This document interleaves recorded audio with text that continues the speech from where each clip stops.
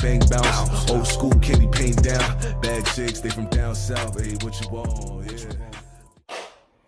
Hello and welcome to my YouTube channel, BQ Quick Review. I'm your host, BQ, and today we're going to be doing a reaction video. Jubilee pro-vaccine versus vaccine hesitant. Now, I've been wanting to talk about, this whole vaccine and the whole COVID dilemma for quite a while. And for my viewers who have watched my channel from the very beginning, I did do a video talking about it earlier. And for some of you guys who don't know, I actually do work in the hospital. I've been working there for about 2.5 years now. So I've been there before COVID and in the midst of COVID at its peak. So yeah, I think I can give a little bit of insider on what's going on, just to give you guys my stance on it, so you can judge my opinion on this video however you want and see how that affects it. I am pro-vaccine. I think if you are healthy enough to take the vaccination, that you should take it. And if you haven't, especially if you haven't had any negative effects to past vaccines and stuff, you don't have a negative history with vaccines, I think you should definitely take it. I don't think that everybody should take it, but I think most people should. I don't think everybody has to take it. So yeah, that's just my quick stance on it. But I'm gonna come in this and try to keep an open mind and be as unbiased as possible. But your boy, I gotta keep it real on here, so I'm gonna tell you what it is and what it ain't. Alright, but before I get into this video, make sure you guys like, comment, and subscribe. And also share the video for me and help me get to 1,000 subs, guys. That's one of the things you can do for free to help support the channel. Comment, let me see your thoughts. And this is a controversial topic, so let's try to be very adult about it and try to keep an open mind and respect everybody's opinions. But enough with that now, let's get right into the video.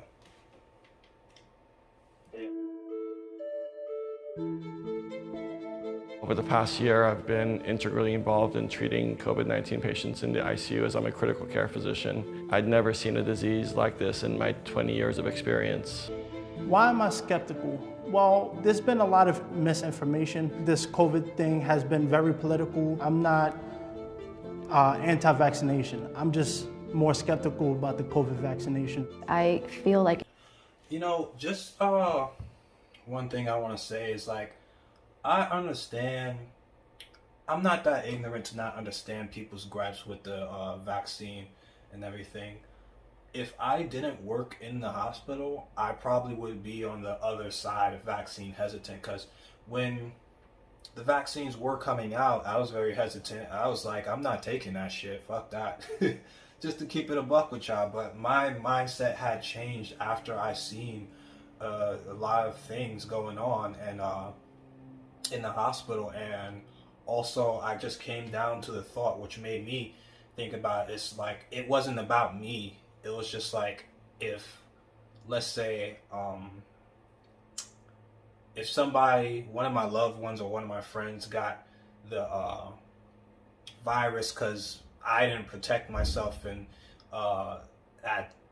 as much as I could, I would be very heartbroken, So it wasn't about just being immune for me. It was about protecting others. And I mean, the vaccine itself doesn't give you full immunity. No vaccine in the world does that. It just mitigates your chances of getting it. That's all. One thing I noticed early on in this video is that for the people who are vaccine hesitant, there's I didn't see any nurses or anybody in the medical field on that side, and I just want to make this clear for you guys, it's not as one-sided as they're showing it here. There are definitely nurses and people in the medical field, and even some doctors who don't want to take the vaccine and aren't for it. So it's not that one-sided as you think. I think most medical professionals are pro-vax, but there are a few out there that aren't. So it's not that clean. It's not that one-sided. So I wish I don't know what their process is for getting people, but I wish they did put a few people like nurses or maybe even doctors on the other side to speak their opinions on it. So yeah, that would have been interesting. Can I please have my pro-COVID vaccine folks on the left and my skeptics on the right? The first prompt is, COVID-19 scares me. Please come forward if you agree with this. Yeah, I'm going to speak on this, try to answer these questions with them. COVID-19 doesn't scare me. It's in the beginning, or whatever, it didn't scare me neither. I'm not gonna lie, but it did scare me for like other people. Like me myself, I wasn't scared because I'm a healthy person. I'm fine, but I was always scared of other people getting it. And you know, it in the work environment too. A lot of workers were scared to go in those COVID rooms. You know, they were definitely scared, especially like the older workers and stuff. They didn't want to go in those rooms. You know, but they did it anyway. So salute to them.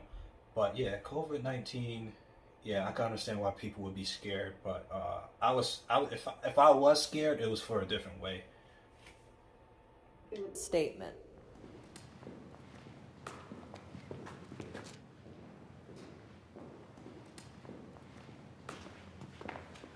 Yeah, so for me, I have asthma. I was born with it, which is why I keep myself isolated. I just don't want to put myself in a position where I got to call my mom and say, hey, come to California, I'm in trouble. Yeah, for me, COVID with family members, friends who have gotten sick, friends who have passed away. I'm just very concerned for my parents, my aunts, my cousins, everybody, Yeah. so including myself. Right. I actually work with COVID patients since the very beginning, so I'm also scared that I can contact from my patients and I can give it to my parents. I think the thing that scares me most about COVID is that it is so unpredictable. Yeah. A year ago when this started, the first patient in LA County came to our hospital. 13 people that were on a ski trip in Italy. And when I walked into the room to talk to him about it, what he told me kind of made the hair on the back of my neck stand up. Yeah. 7 of them ended up getting hospitalized. 2 of them were on a respirator, were on blood pressure medicines, on ECMO, fighting for their lives. And these are people in their 40s, 50s, 60s. That right off the bat caused me to call all my relatives and tell them, stay the hell home, be careful, hunker down. Despite being in cameras, I'm actually intensely private. This is not something that I'm comfortable with. But I started posting things on Facebook to alert people to the threats of what was coming our way, because this is no ordinary virus. Okay, can we please have our disagreeers come and join us? I thought I was going to be the only one. I guess I would say it doesn't scare me in the same manner as I've heard from you guys, because I had it. I got it back in January before it was cool. Let me move away. Yeah, I'm good now, right? My 74-year-old mom who came to visit had it, my 6-year-old godson, my 3-year-old godson, my 40-year-old best friend, 32-year-old roommate. The kids went through like this. My mom, 11 days. It was weird for her, but she's healthy as hell. You know, and that's my own personal story, and then I have not changed my lifestyle since this thing started. If anything, I've gone out more. I've been going to rallies since June, and I've been around multiple people of all ages, consistently hugged, hung out with every Saturday for 6, 7 months. Nothing. That's mad irresponsible. It's just like, that's mad irresponsible. And, you know, I understand people don't want to take the vaccine, but you still have to protect others around you. And even if you have taken a vaccine, you still have to protect others around you, because you can still potentially pass it to another person. So yeah, it's okay, you want to do whatever, but like, you know, try to mitigate the chances of you passing it to anybody. Just because nothing bad has happened to you doesn't mean that it won't happen to somebody else. And you know, you don't know what's going on in each and every individual's life that you come past. So yeah, just be more careful. Don't be so irresponsible. But yet I'm only being told one side of the story. Well, for me, it's not really a fear because I grew up undocumented. So there's a lot of other things that I grew up fearing, cops being one of those. And COVID, it got my grandmother, it got my aunt, my uncle. My aunt and uncle did pass away in Mexico. It got a handful of my friends. But to say that I'm afraid of it and to like change my life and stay home and then feed that to my 4-year-old, that's not the way that I have chosen to live, because I do agree that fear in itself can cause so much stress. It can lower your immune system, and it can just put your mind in such a state of panic and trauma that I feel like that in itself can be so much more. Yeah, I don't think it's something that, should be like fear and you can't even, you're paranoid. I think that's the right word, where you're paranoid about it, because I think you just have to be responsible and take care of yourself. One thing I've told people is just, whether you're pro-vaccine or you're not for the vaccine, just wear a mask and wash your hands, be clean, like, as you should be. Do things to mitigate, and protect other people. I think that's the point of the whole vaccine, just protecting other people. It's not even just for yourself. And some of the stuff that was coming out in the first few weeks, it lingers in the air for 3 hours. It lasts on surfaces for 3 days. Yeah. And I'm looking at the TV and I'm telling my wife, I'm like, this is nonsense. Yeah. This is a respiratory virus. I just feel like it has been blown to a proportion that it doesn't need to be. Yes, be safe, be cautious, but you don't have to run around, bleaching your vegetables. Like, what is that doing? I would just say, like, take it seriously. Don't wait until your mom or your grandmother's in the hospital to say, oh, take COVID seriously, because we've been seeing that all year and it's not getting us nowhere. Yeah, homeboy brought up an excellent point. One thing I notice is that people wait until things get to a dire state to take action, and that's not how you want to do it. You want to do things to stop things before they happen, not wait till things happen to, be cautious of things. Everyone should get a COVID-19 vaccine.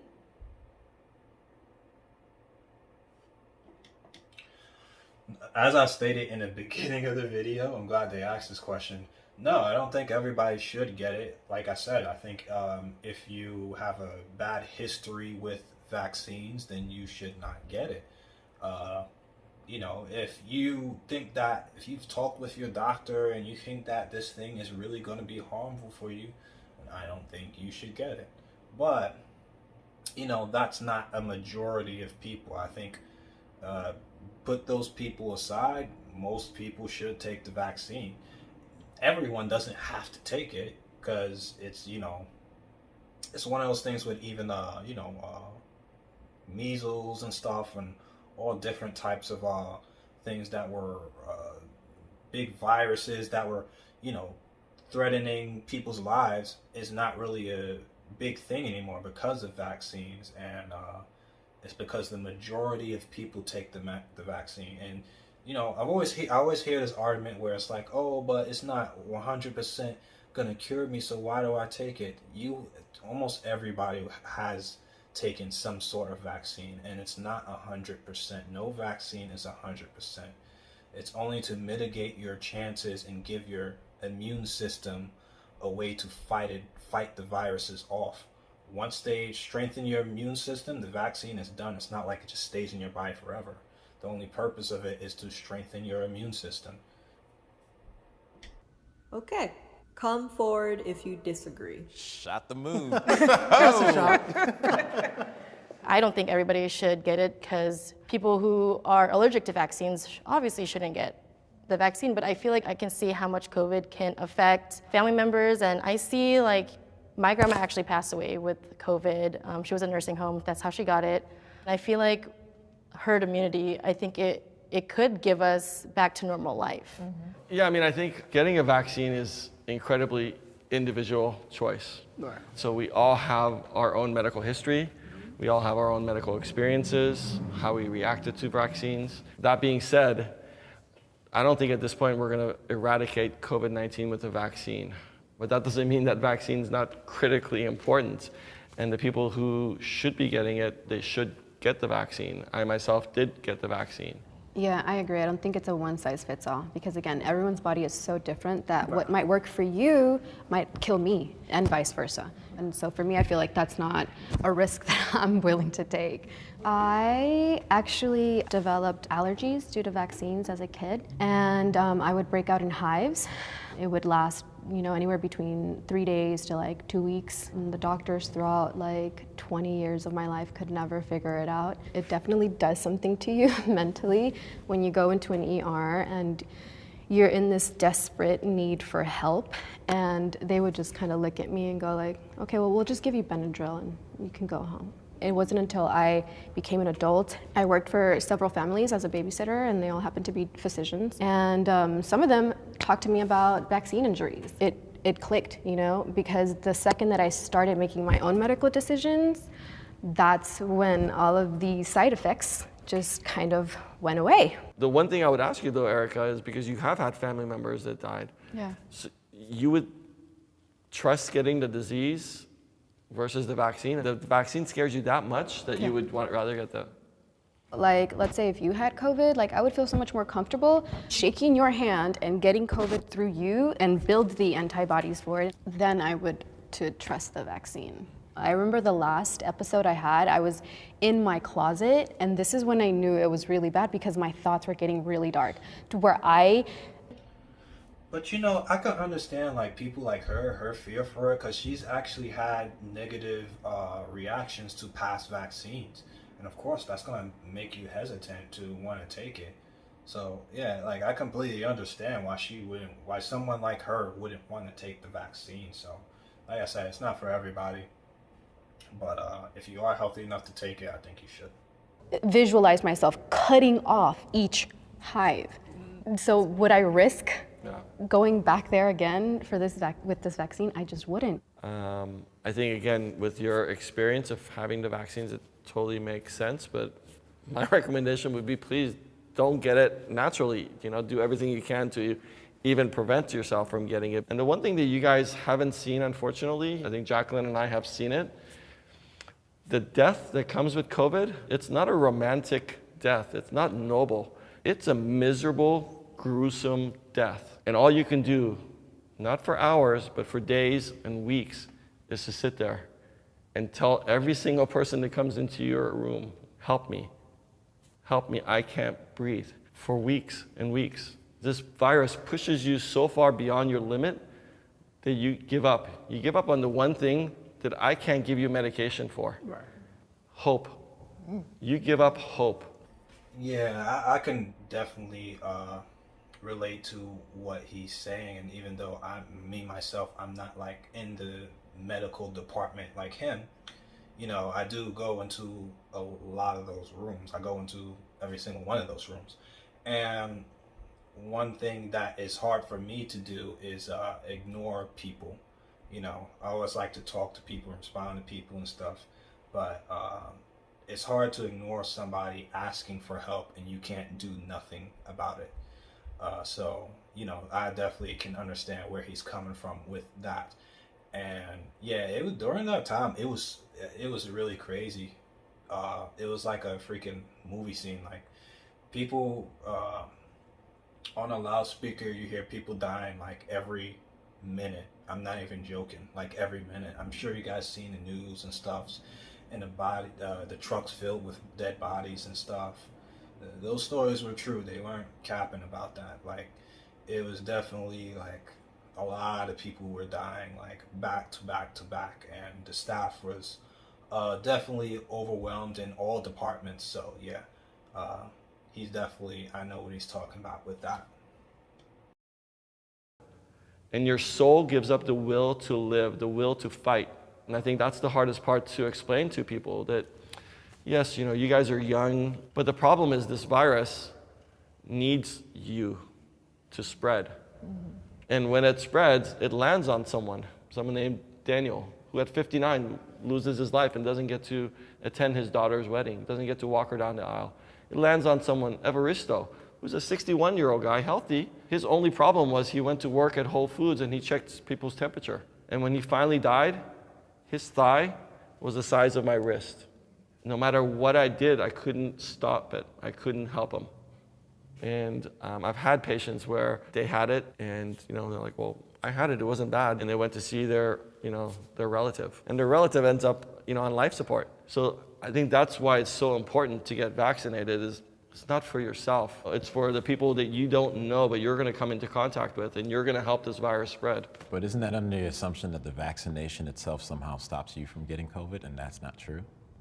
The vaccination, actually, both the Pfizer and the Moderna are very successful at 94%. Can you still get it? Yes. I have had patients that have had their series of vaccines, and even 2 weeks later, they still get the virus. But even when you get it, it's not as severe. You don't need to get hospitalized. And again, if we can break the cycle where there's less people for this virus to spread, that's what we're looking for in the vaccination. So I guess with me on that, if we're talking about the mortality rate is 0.3%, 0.03%, for who were dying, the survival rate is 99.97. The death. I've done a little bit of research on that, but I don't think those numbers are right. Maybe I'm bugging. I don't think those numbers are right, but that's good to know. I'm glad he brought that up, but I don't think those numbers are right. So let me just continue though.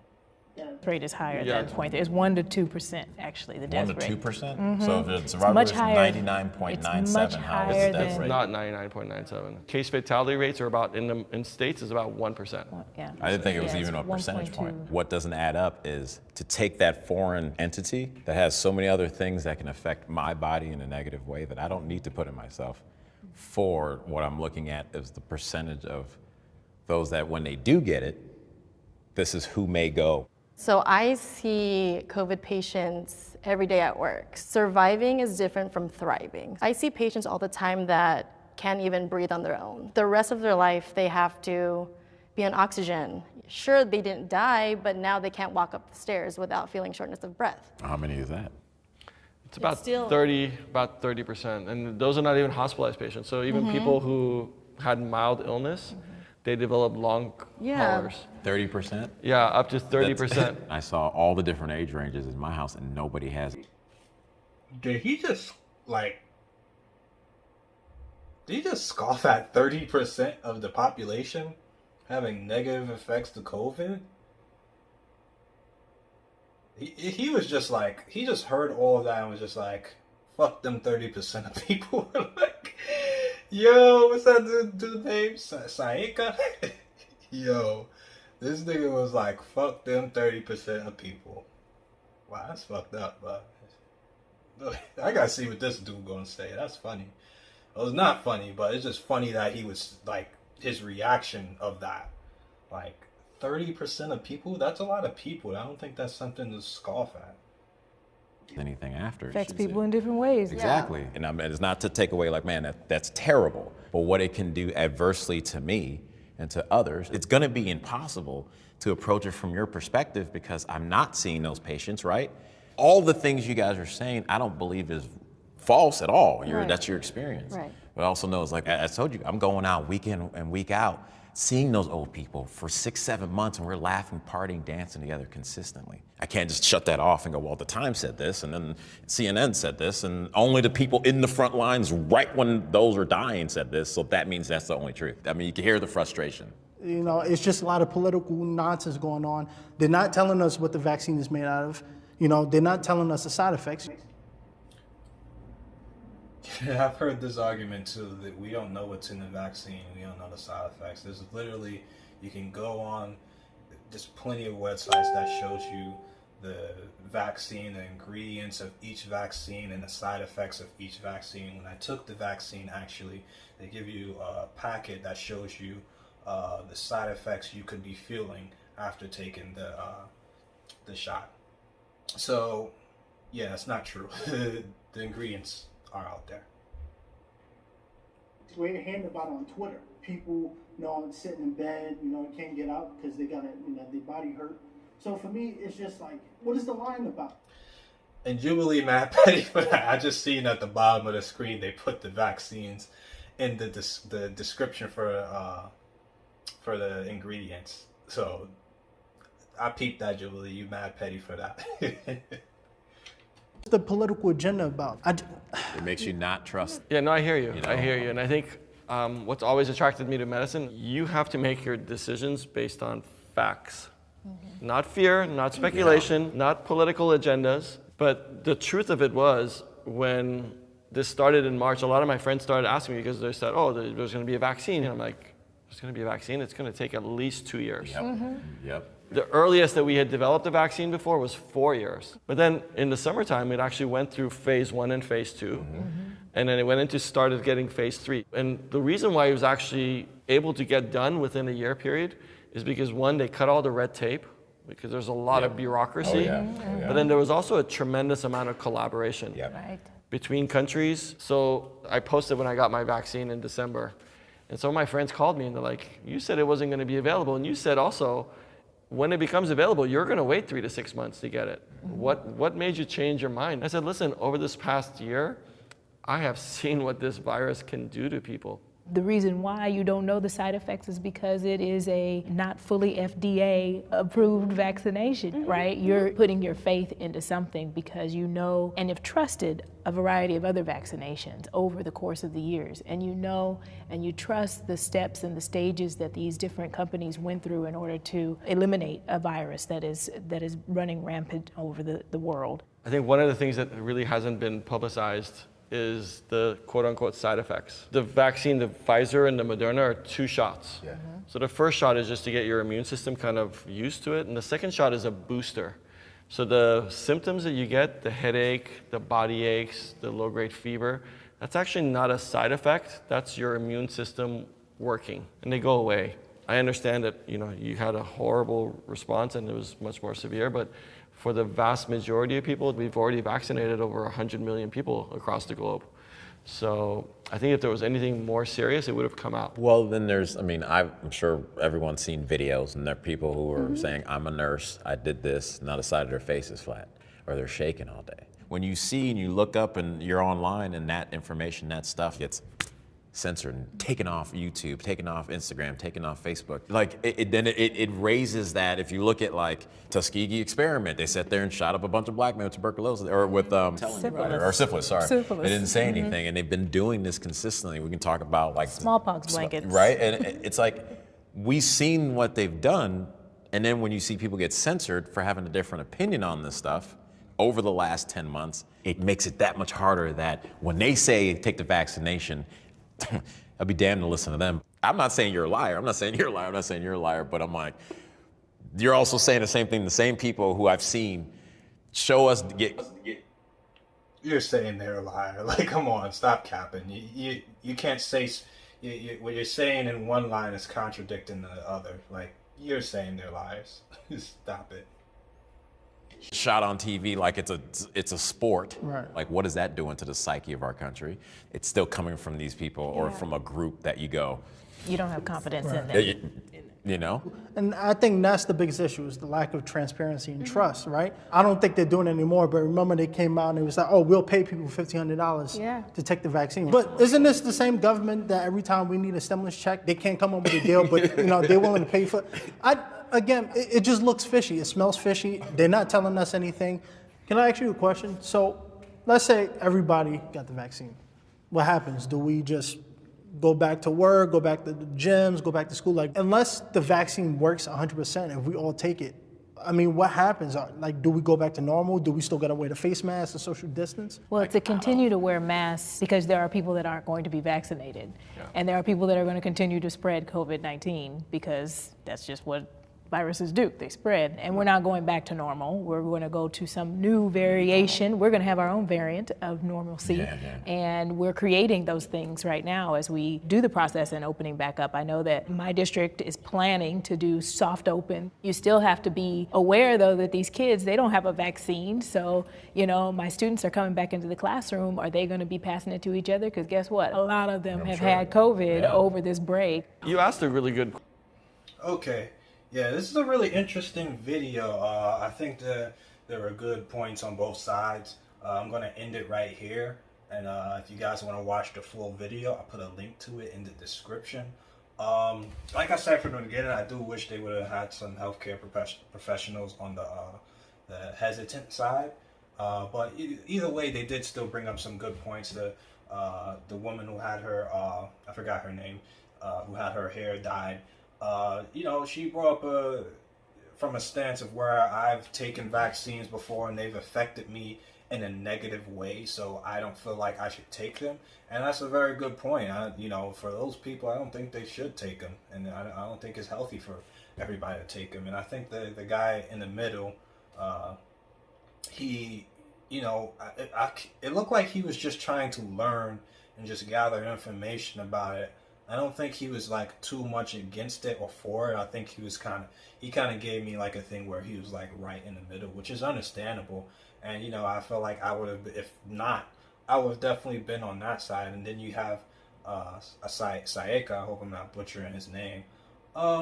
He was bugging on a few things. I'm just gonna say that. I think it's like, let me just keep it a buck. I think it's people like him who make this virus keep prolonging longer than it should be, and not taking it as serious because nothing negative happened to him, and it's a bunch of, conspiracy theories and stuff out there. I think to keep it a buck, those are the people who's like have these weird ass conspiracy theories about certain things. Those are the people that bother me the most, because it's like, you just wake up and smell the air and touch the grass. Not everybody's out to get you. The government's not out to get you.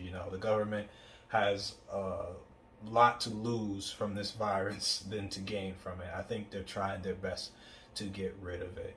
And he brought up the Tuskegee experiments, which I know a lot about. And there's definitely a negative thing, but those are things that were targeted at a specific group, not the entire population. So those are two separate things.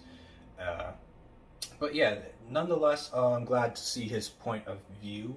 I'm sure there are other people that might agree with his point of view. So it was good to see that. And this is a good video. Make sure you guys go over to the Jubilee channel and see a lot of their comment and watch the full video. And yeah, that's it. I will see you guys in the next video. Make sure you like, comment, and subscribe.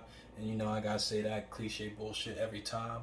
And share the video too. This might be informative to people who are on the edge of the whole vaccine. I know a lot of you guys not for the vaccine, and some really are for the vaccine. So I think whatever side you're on, this will be a nice informative video. And also join me on my Instagram at biquon, where I will be doing a live and talk about the vaccine. And hopefully some of you guys join me to talk about your experience with it and your views on the vaccine.